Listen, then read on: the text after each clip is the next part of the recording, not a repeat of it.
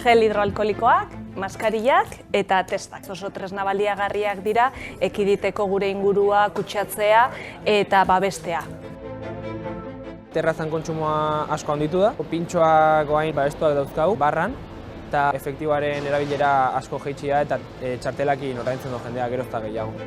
Esango genuen errespetua eta arduragatik ere. Azkenean pandemiak eragina handia egin zuen eta batzuengan oraindik ere mantentzen da, ez? Kezka hori. Pandemia eta gero nabaritzen genuen jendeak terrazan kontsumitu nahi zola, ez? Hoi mantendu inda, bago jendea ez dola nahi ez ezagun batekin bere espazio vitala banatu. Jendeak nahiago kanpo egotea. Maskarillak nik uste adin ertaineko jendea esango nuke gehien bat eskatzen digula, igual inguruan gurasoak, adindunak dauzkatenak, edota ospitalera joan behar duten pertsona horiek norbait ingresatuta daukatenak.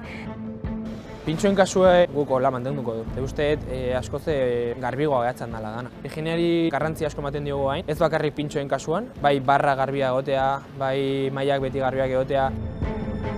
Gel hidroalkoholikoa, ura eta jaboia ez daukagunean eskua garbitzeko, erabili daitezkeen produktu oso praktikoak dira, lantokietarako. Nik uste pandemiak azkartu zula tendentzia bat. Geroz eta gehiago txartela erabiltzen genuen lehen, baina pandemiakin hori azkartu egin zen asko. Kontaktua ez izateko, gaur egun normala da, baki bat, txartelakin ordaintzea. Testak mantentzen dira ez hasiera horretan bezala kodemandan, baina bai, jendeak eskatzen dizkigu asko batzuk, besterik gabe medikuak berak gomendatu diolako.